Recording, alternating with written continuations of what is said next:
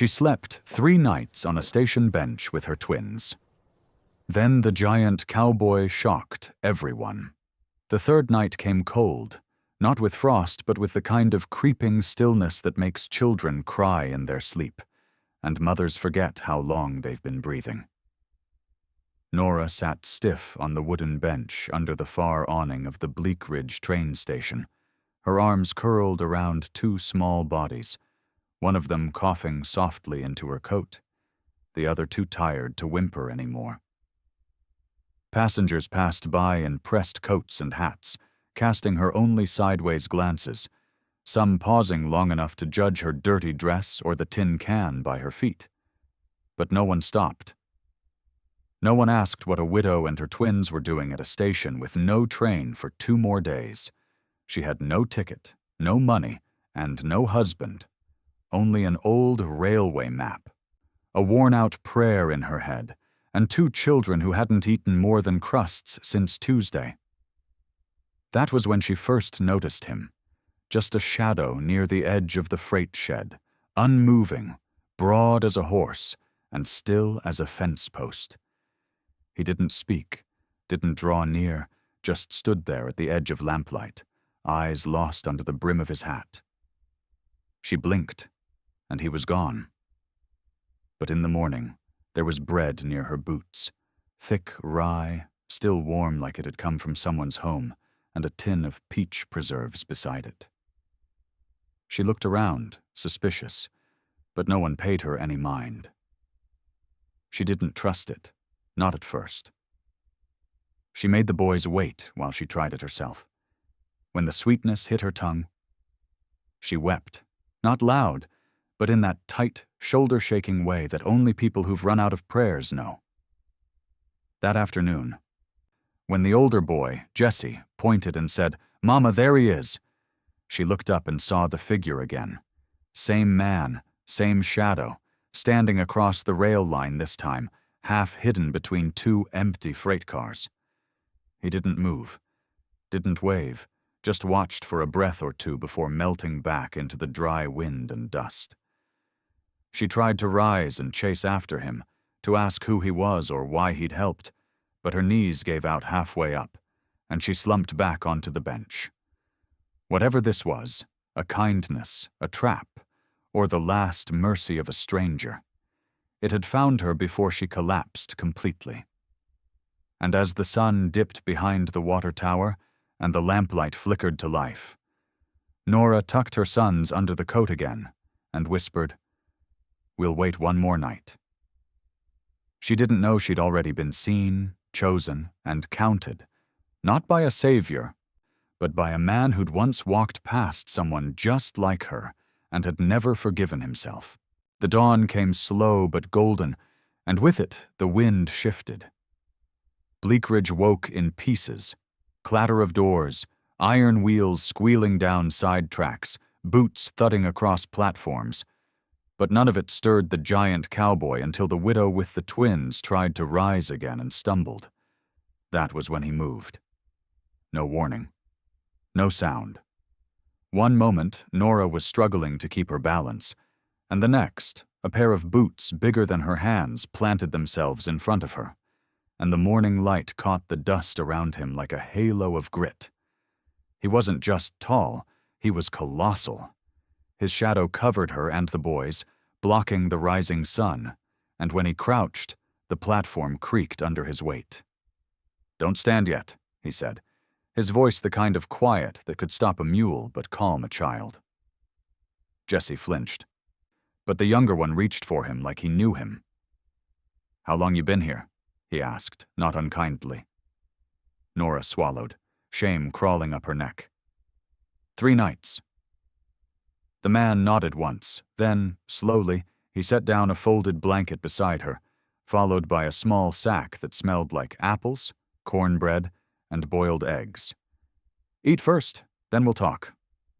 She stared, stunned. "Who are you?" she asked.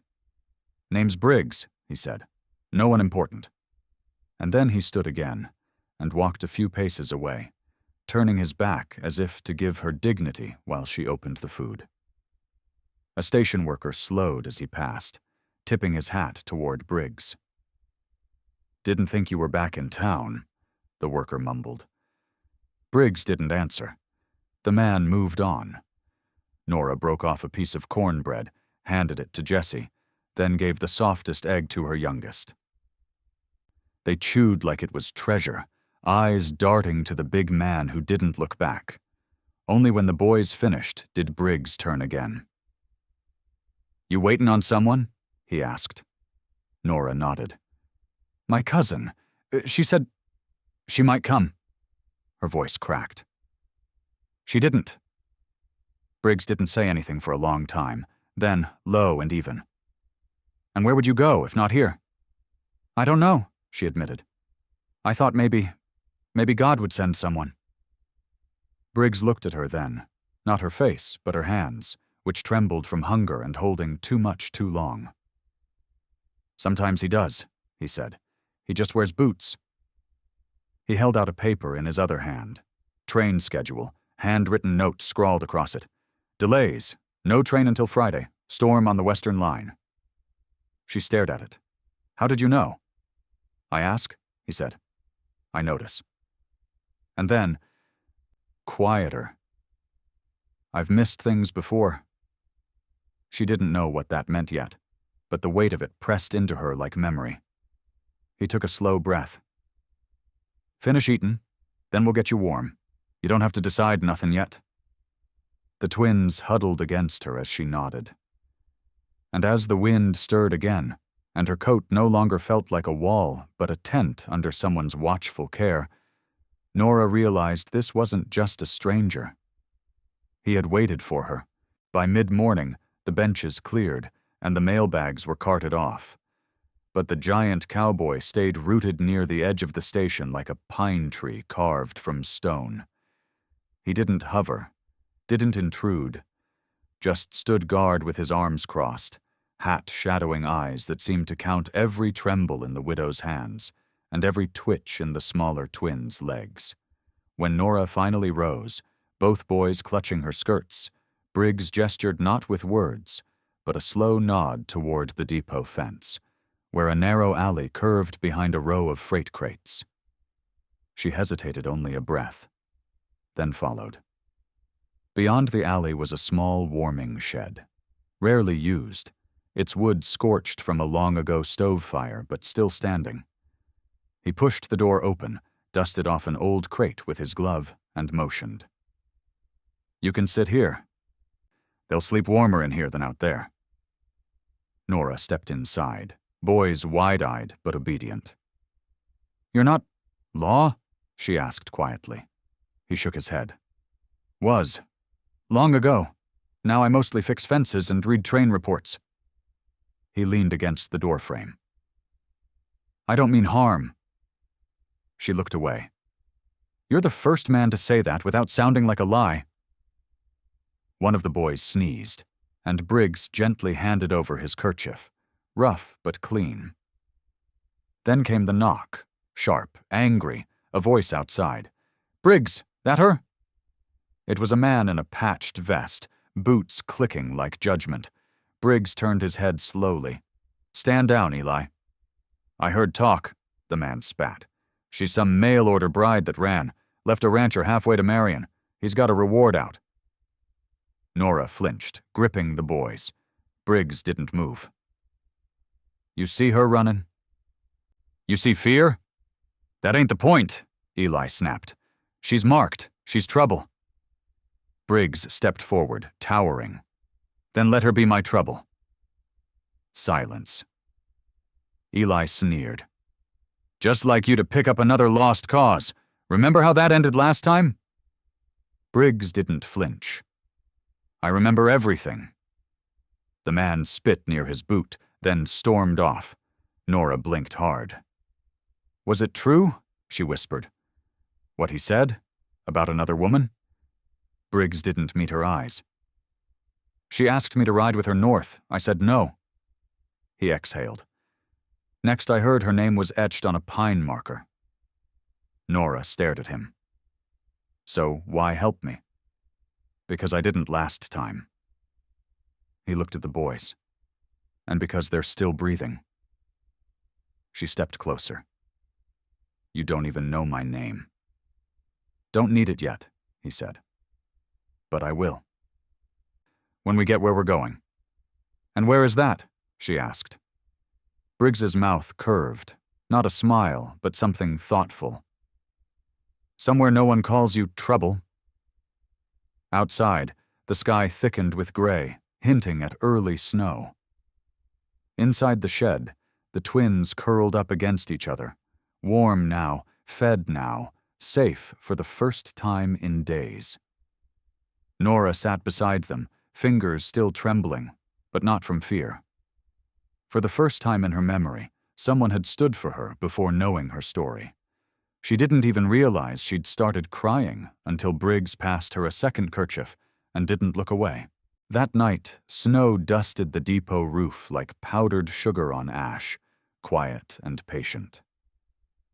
Inside the abandoned warming shed, the air grew thinner, colder, until Briggs returned with firewood stacked in one arm and a battered kettle in the other. He'd been gone just long enough for doubt to creep in. But he came back, not with promises, but with proof. Nora had curled the boys into a wool saddle blanket, their faces sunken from exhaustion but pink with warmth now. Briggs struck flint against steel until flame caught, slow and flickering, and the little tin stove sputtered to life.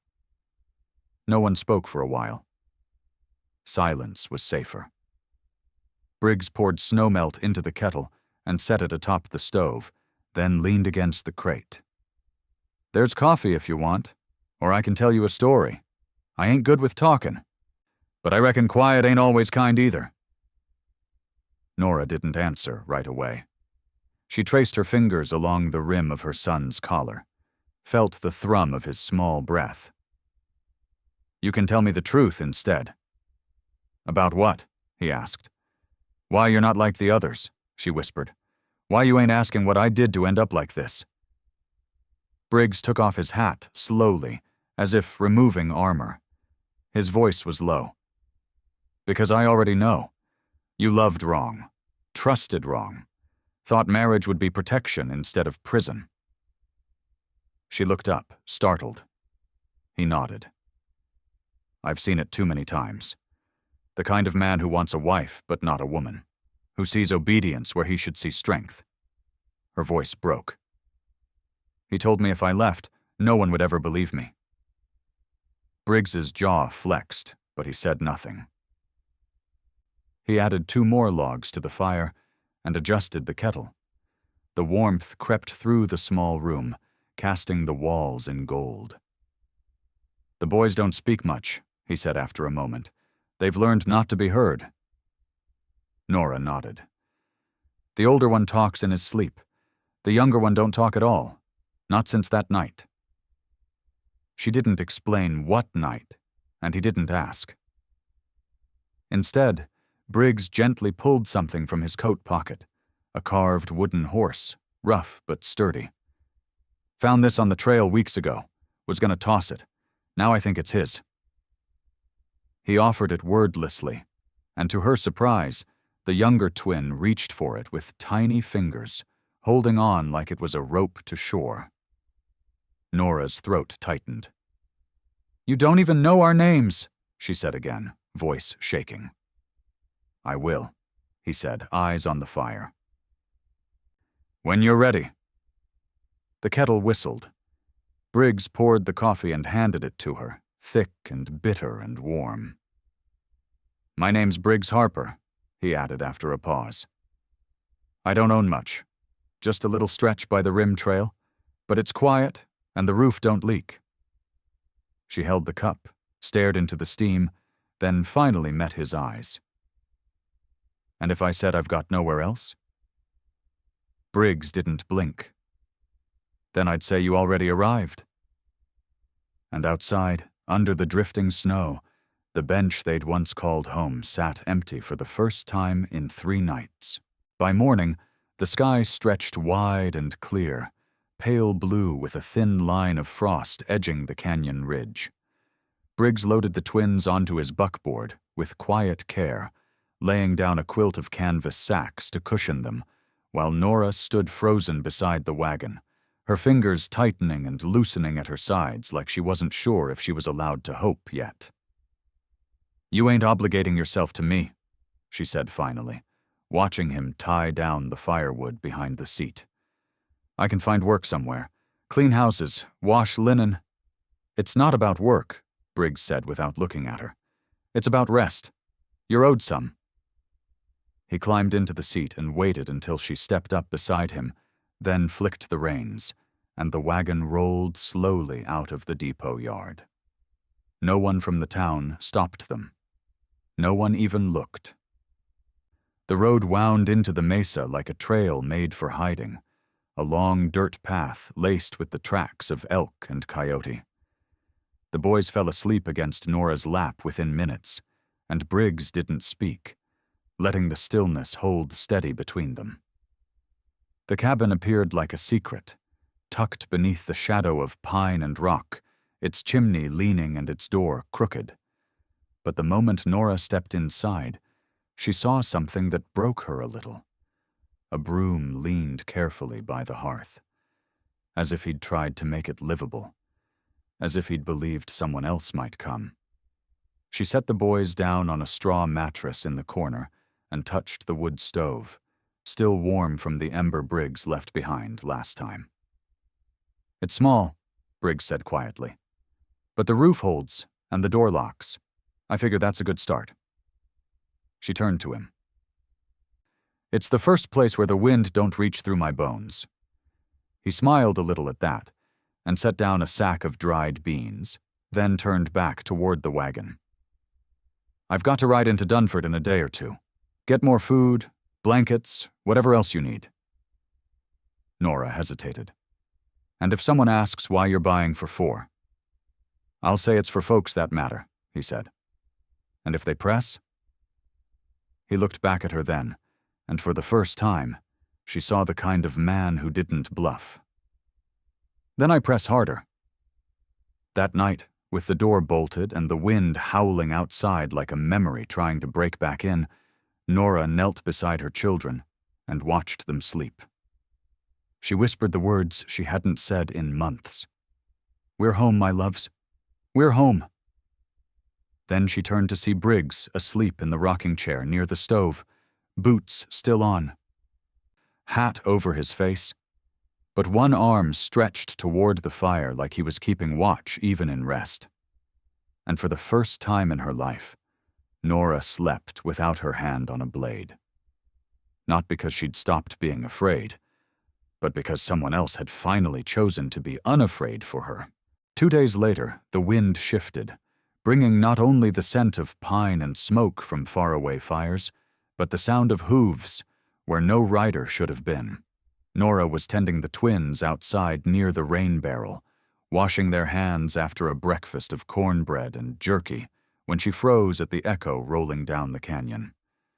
Briggs stepped out of the barn before she could call for him, rifle already in hand, eyes scanning the trail without panic, just the tight readiness of a man who'd been hunted before.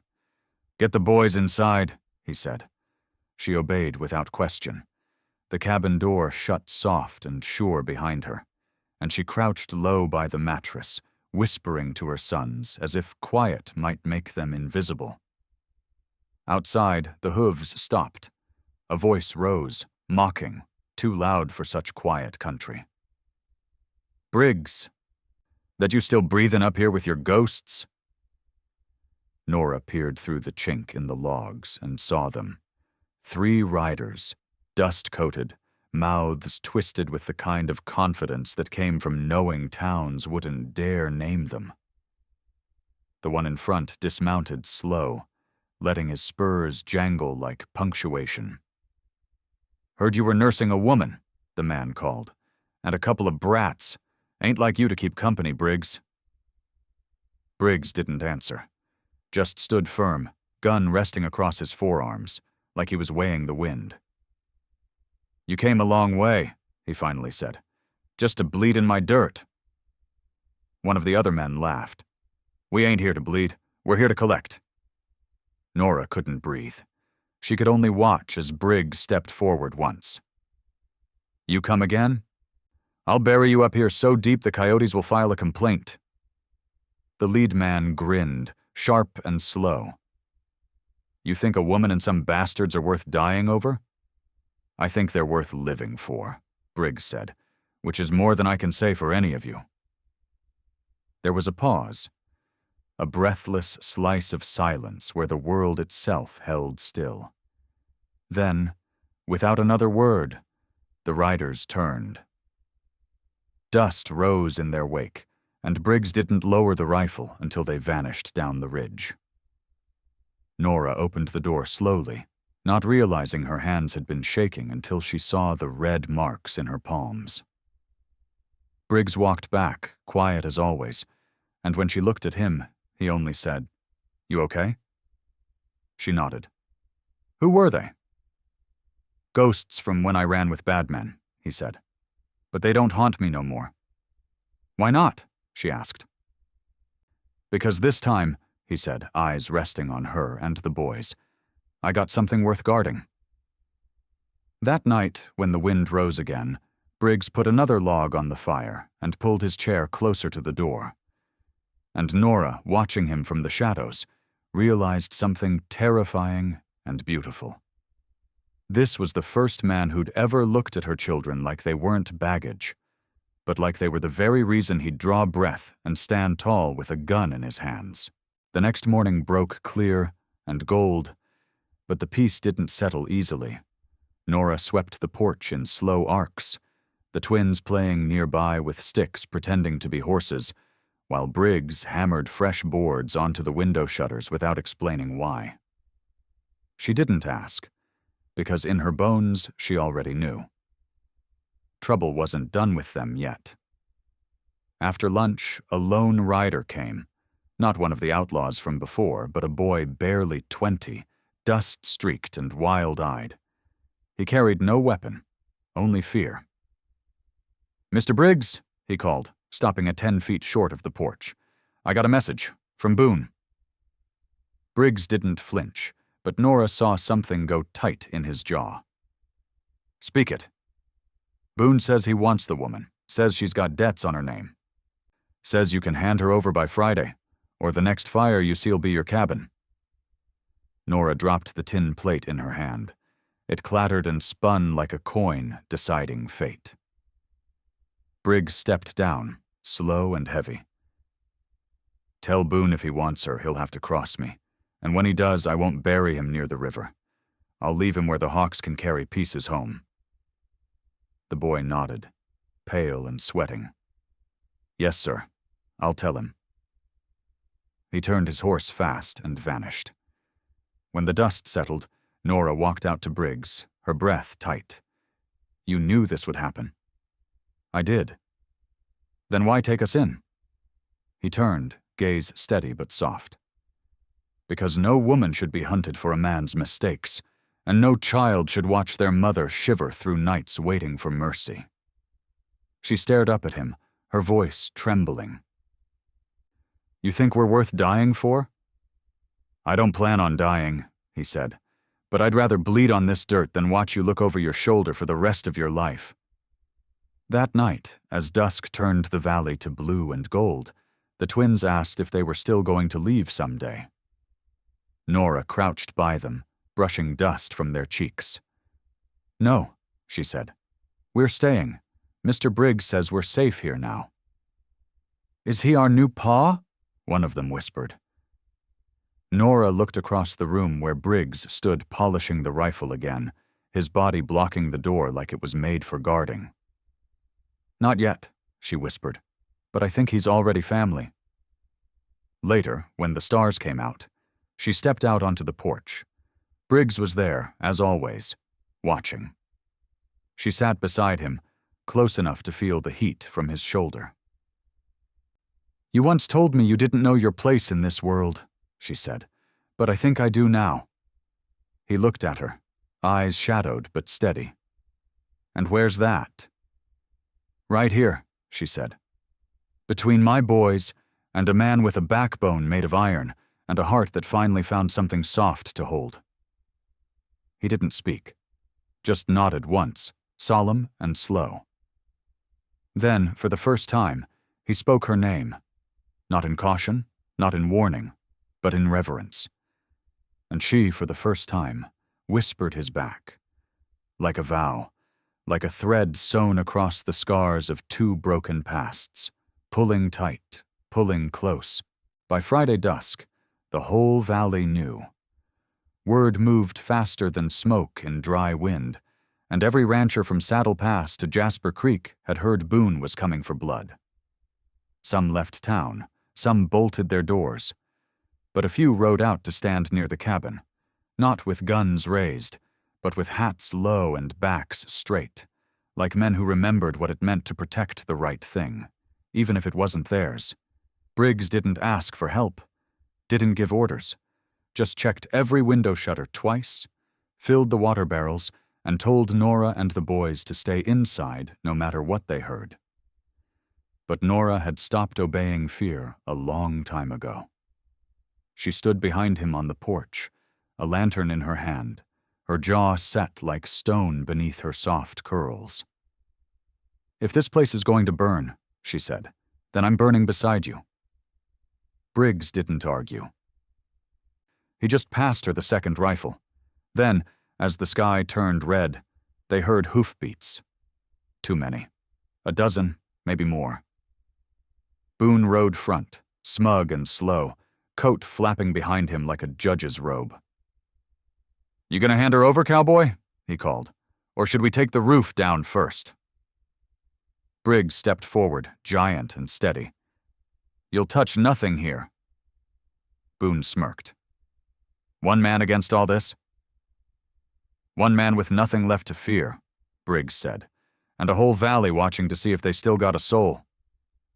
Boon laughed, raised his hand, and then stopped. Because from the trees, one by one, shapes emerged. Old men, young hands, farm boys with dull tools, a preacher with a shotgun. No one said a word. They just stood there, not behind Briggs, but beside him. Boon's horse danced sideways, uneasy. "This ain't your fight," he snapped. But the preacher stepped forward, eyes like iron. "It became ours the second she tucked those twins into clean sheets instead of graves." Another man added, "It became mine the day this cowboy carried her off the station bench like she was made of something sacred." The circle of riders hesitated. Boon looked around, seeing no soft target left. Only men who'd buried wives, lost land, made peace with pain, and now stood for something more than pride. Boon spat, cursed, then wheeled his horse. "Ain't worth it," he muttered. "Let the giant and the widow rot together." As they vanished into the hills, the tension broke like thunder. Men let out breaths. The preacher tipped his hat. Briggs didn't move. Nora ran to him, trembling. "They're gone," she whispered. "You did it." "No," he said. "We did." She looked at the ground, then at the crowd, then at him. "What now?" Briggs took the rifle from her, set it down, and cupped her cheek with the hand that once held only war and weight. "Now we stop surviving," he said. "We start living." Behind them the boys peeked out, eyes wide with awe. One whispered, "Is it over?" Nora turned. "No, sweetheart. It's just beginning." And inside the cabin the fire crackled, not with warning, but with warmth. By morning the train came again. Whistle low, steam rising like breath in the cool dawn. And the same bench where Nora once curled her children into her shawl stood quiet and clean beneath a golden sun. People in town slowed as they passed it, some nodding with quiet respect, others pausing like they were remembering something they couldn't name. That bench, once the edge of Nora's shame, had become something else now, a mark of what had been lifted. Inside the telegraph office, Briggs posted a notice. "Hiring hands. Cabin's got space. Children welcome." And under it, in pencil, Nora added one line. No woman turned away. The message spread. Not loud, not fast, but steady, like water rising. That week alone, 3 women came. One with bruises under her shawl, one with a boy who wouldn't speak, one with nothing but a name she refused to give. Briggs met each one at the door, never asking more than, "You hungry?" Nora had set aside her apron, and now helped build bunk beds with spare planks and rail ties. Her fingers blistered but her smile firm. The twins ran barefoot through the orchard, no longer silent shadows but laughing sparks, and the valley that once held only ghosts began to hum again with living sounds. Hammering, chopping, babies crying, boots scuffing wooden steps. On Sunday, the preacher who once avoided her came up the path with his wife and a peach pie. He tipped his hat and said, "We were wrong." Nora nodded, not with bitterness, but grace. "I was too," she said. "I thought love had to look like rescue.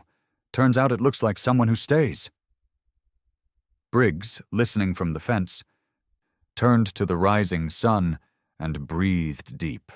For a man who'd once laid his head in the dust of battlefields and thought peace a myth, the sight of children sleeping safe and women laughing in the kitchen was a bigger miracle than any preacher's verse. That night, around the fire pit they'd dug together, folks gathered, some broken, some new, some just curious. Nora stood, holding one of the twins in her arms, and told them not a sermon, but a story. Of a bench, a cowboy, a second chance. No one interrupted. When she finished, silence settled like dust, and then someone clapped. Another followed. Briggs stayed seated, watching her. She caught his eye across the firelight, and for a moment all the miles they'd walked alone vanished. She mouthed 2 words across the flames. "Thank you." And for the first time in his life, the giant cowboy lowered his head, not in shame, but in awe. That night, under a sky full of stars they'd once prayed beneath in fear, a widow and a rancher didn't just survive. They became the center of a story others wanted to believe in, and on that station bench, no one ever had to sleep alone again. By the next week, the station bench had no dust on it, not because someone cleaned it, but because no one ever sat on it again long enough to leave a mark. The spot where Nora once cradled her children in exhaustion had become something else entirely. A place people pointed to with reverence, where someone had once made a different choice. Briggs had built a small covered shelter beside it, with a wooden sign that simply read, "Start again here." Folks said the idea came to him after he saw a young boy asleep on the freight cart, his mother too proud to ask for help, but too tired to move. Briggs didn't speak. He just knelt, offered a biscuit, and walked her toward the house behind the orchard. Word spread, not just about the bench or the cowboy, but about the way no one was turned away. Women came, some with children, some with bruises, one even barefoot, each one met by Nora first, arms full of blankets and her eyes full of something stronger than pity, recognition. Nora no longer looked like the woman who arrived silent and half-starved. She walked tall, carried purpose in her shoulders, and spoke with clarity. She had no title, but the town followed her lead as if she did. The twins helped where they could, carrying buckets, wiping tables, even sharing their corner of the bedroll with newcomers. They laughed now. They fought sometimes, too, like normal children do when the world doesn't feel like it's ending. That Sunday, Briggs stood at the doorway of the old freight office and didn't move when the preacher approached. The man offered no sermon, only a question. "Do you need more hands?" Briggs nodded once. Always. And so the preacher stayed. He swept floors, hammered nails, and never once asked what any of the women had done or where they came from. That night, under stars and lamplight, the table was full. Some chairs, some crates, some just folks sitting on the ground. Nora served stew made from 5 different pots, and Briggs carved wooden spoons for the ones who came empty-handed. A girl no older than 8 whispered, "Is this a church?" Nora smiled. "No, sweetheart, but it's holy." When the fire died down and the dishes were stacked, Briggs found Nora at the doorway, watching the wind move through the orchard. He stood beside her, not touching, just near enough for her to know she wasn't alone. "You didn't just save me," she said. "You made a place where no one has to be saved again." He shook his head slowly. "I didn't make it. You did. I just had big hands and an extra horse." She laughed softly, leaned her head against the doorframe and said, "Well, let's build more then." And they did. That corner of the station town, once a place for delay, for shame, for forgetting, became known for something else entirely. Not because it had a sign, or a sermon, or a name, but because whenever a woman arrived with nothing but children and fear, someone met her there, took the bags from her hands, and said gently, "You'll never wait alone again." Please like, share, and subscribe to support more true-hearted stories on Stories Left Behind. If you saw a mother and her twins sleeping on a bench, would you have stopped like the cowboy did, or walked on? Tell us in the comments.